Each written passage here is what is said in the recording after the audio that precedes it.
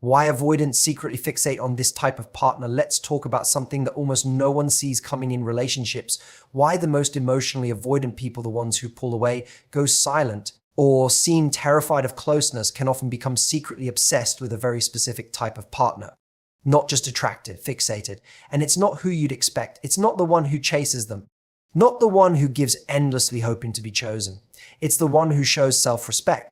The one who doesn't try to pry them open with love, who doesn't overextend, overgive, or overstay when their needs aren't being met. See, avoidants don't fear love. They fear what love demands: intimacy, vulnerability, emotional exposure. But when they meet someone who's emotionally grounded, someone who knows what they want but isn't desperate to pull it from them, it disrupts their pattern. They're used to control. They're used to partners who chase, who anxiously try to earn love. But when someone calmly steps back instead of begging for scraps, that self-respect becomes magnetic. This isn't a game. It's not about being hard to get. It's about being whole enough not to abandon yourself, just to hold on to someone else. And ironically, that's what gets under the avoidant's skin. They start wondering, why aren't they fighting for me like others did? Why aren't they afraid to lose me? It challenges their emotional story. It forces them to reflect. And that respect for themselves becomes the mirror avoidants didn't know they needed. So, here's the truth.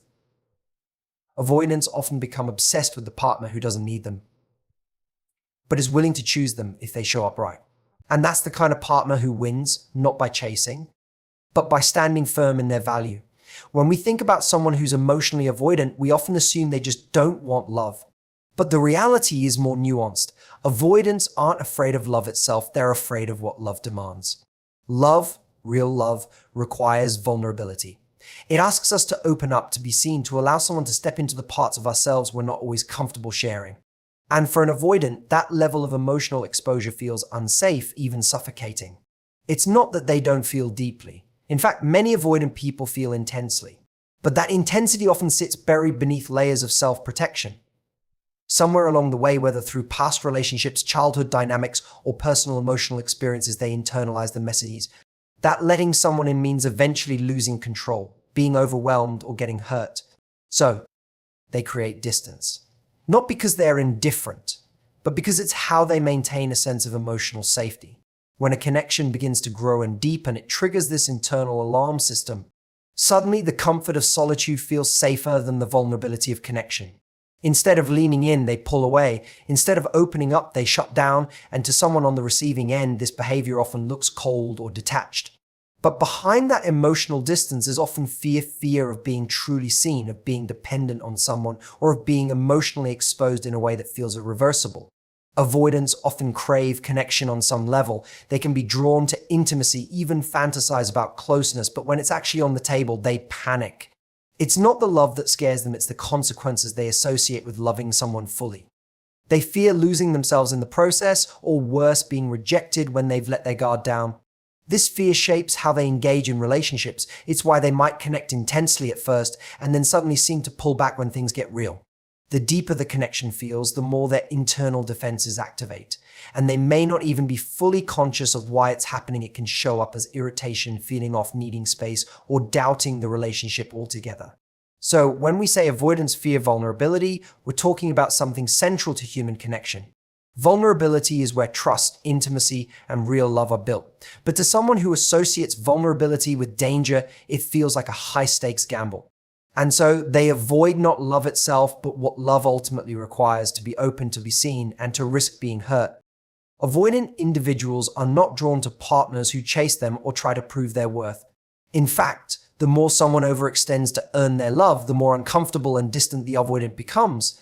What they are secretly pulled toward is something entirely different: partners who are emotionally grounded, who carry a quiet sense of security in themselves, and who don't feel the need to force intimacy or constantly seek validation. These partners don't try to fix the avoidant or heal them with affection. They don't plead or panic when distance is introduced. Instead, they remain steady, self-respecting, and emotionally self-sufficient. There's something disarming about someone who isn't trying to get too close too quickly. This kind of presence creates space, and that space feels safer to the avoidant. When someone is grounded in their own emotional world, it signals that they won't become dependent, won't invade the avoidance boundaries, and won't make love into a demand. This calmness, this inner strength draws the avoidant in without them always realizing it. It's not neediness or intensity that gets under their skin, it's composure. The more relaxed and self-contained the partner is, the more the avoidant begins to feel drawn in, often against their own defenses. Because avoidants tend to anticipate losing their independence in a relationship, they become suspicious of emotional intensity that feels all-consuming. But when they meet someone who doesn't require constant reassurance, who isn't urgently pushing for closeness, it challenges that assumption. This person feels different. They aren't trying to be chosen, they've already chosen themselves. And that quiet self-respect creates both curiosity and admiration. What complicates this attraction is that avoidants often don't know how to process it. They're used to associating love with pressure, but when they encounter someone who is warm but detached, caring but independent, it introduces a new blueprint, one where love doesn't demand sacrifice of self, but coexistence. And this difference becomes deeply attractive. Emotionally grounded partners model kind of love that doesn't chase, doesn't collapse under distance, and doesn't overcompensate to gain approval. Their restraint doesn't come from fear, but from clarity. They know their worth, they honor their emotional boundaries, and they aren't afraid to walk away if their needs aren't met. This isn't indifference, it's strength. And ironically, that's what starts to shake the avoidance emotional armor. Not the partner who runs after them, but the one who stands still with quiet confidence, waiting to see if they'll come closer. Self-respect is one of the most quietly powerful forces in any relationship dynamic. It's not loud, it doesn't demand attention, and it doesn't scream for validation. But when someone walks through life with self-respect, you feel it. And when it comes to avoidant individuals, that energy is far more attractive than people-pleasing ever could be.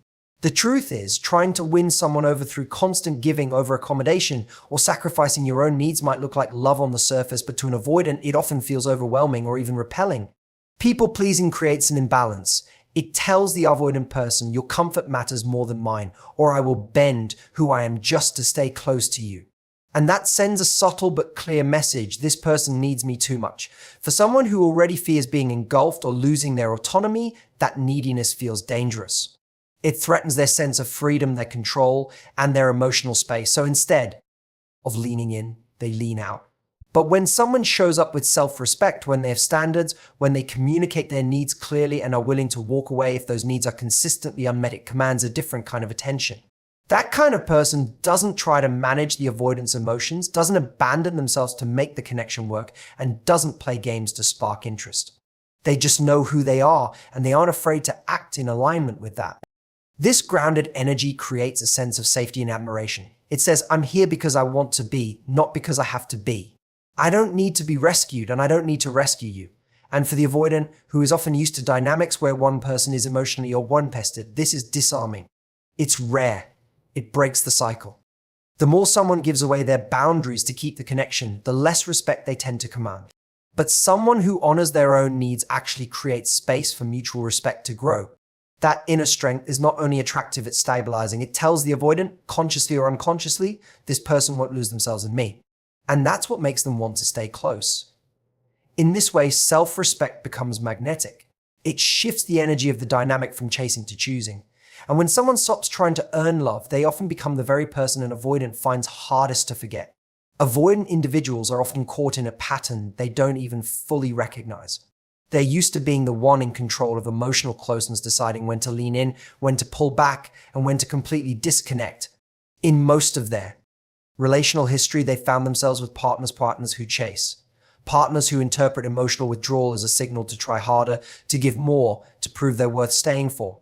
This reaction confirms the avoidant's expectation that love always comes with pressure, obligation, or sacrifice.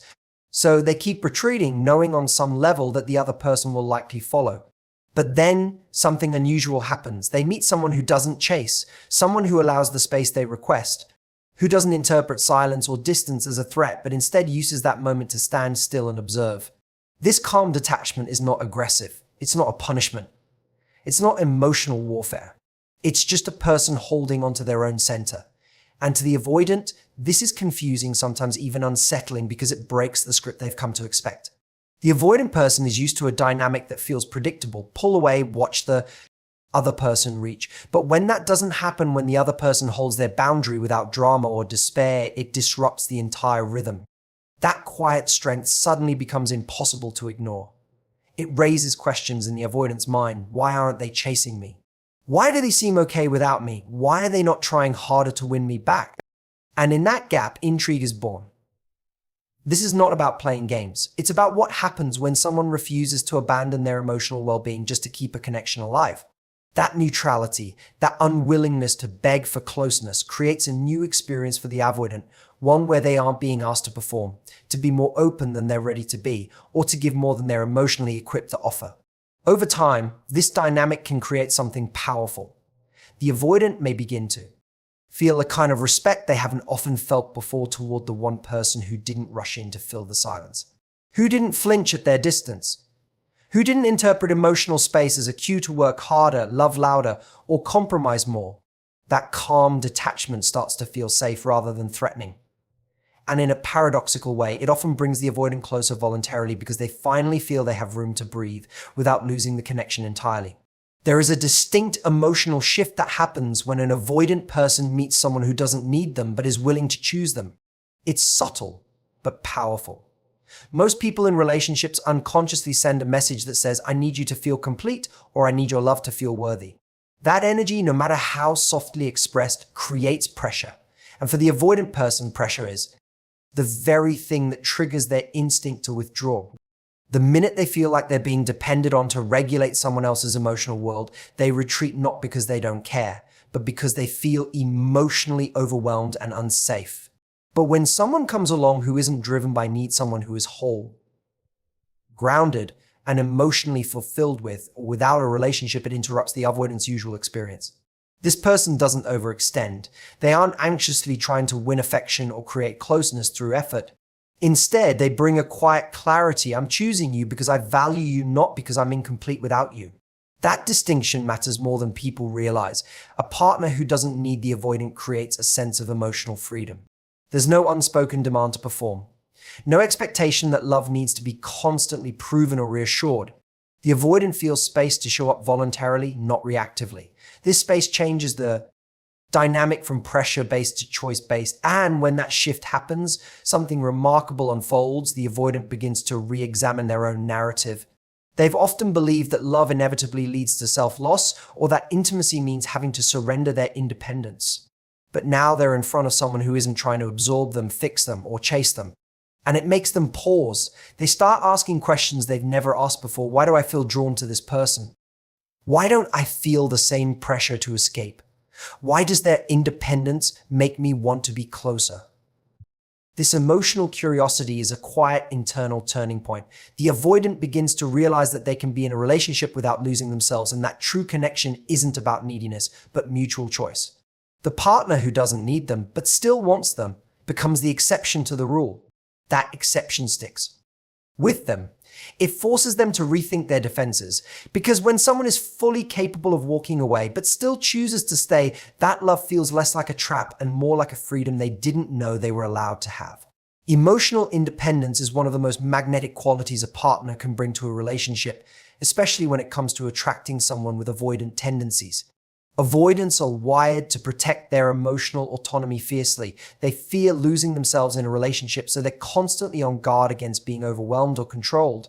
When they encounter a partner who demonstrates emotional independence, that is, someone who has their own interests, boundaries, and a strong sense of self, it resonates deeply, often without them fully realizing why. This emotional independence isn't about detachment or coldness. Instead, it's about having a healthy relationship with oneself.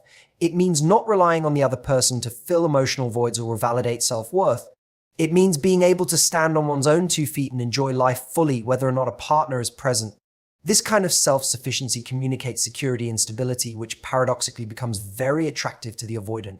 Because avoidants fear emotional enmeshment, the feeling of being swallowed up by another's needs or expectations. A partner who can show up whole and unshaken sends a reassuring message: I am here, but I am also complete on my own.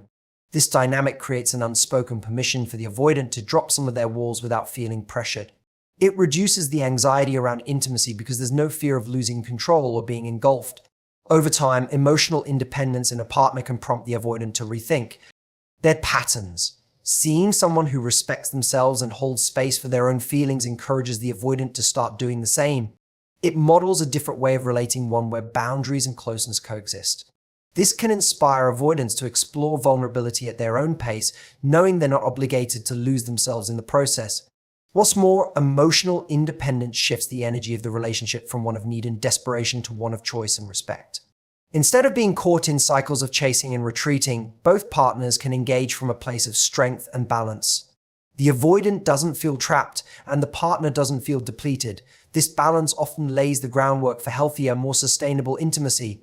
Ultimately, emotional independence acts as a silent but powerful force in the relationship.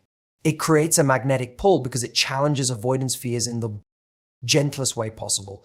Rather than pushing for closeness or demanding openness, it invites them to come forward on their own terms, showing that real connection doesn't require surrendering your sense of self, it can happen alongside it. And that's the heart of it. Avoidants aren't running from love itself, but from the vulnerability love asks of them. When they encounter a partner who stands firm in their self-respect, who respects boundaries without chasing, and who embodies emotional independence, it creates a space where true connection can grow. This kind of relationship isn't about games or control, it's about mutual choice and respect. It's about two whole people choosing to come together without losing themselves in the process. Thank you so much for taking the time to listen and explore this important dynamic with me. If you're navigating relationships with avoidant partners or recognizing these patterns in yourself, remember that understanding is the first step toward change and growth. Stay curious, stay grounded, and most importantly, honor your worth in every connection you make. Take care, and I look forward to connecting again soon.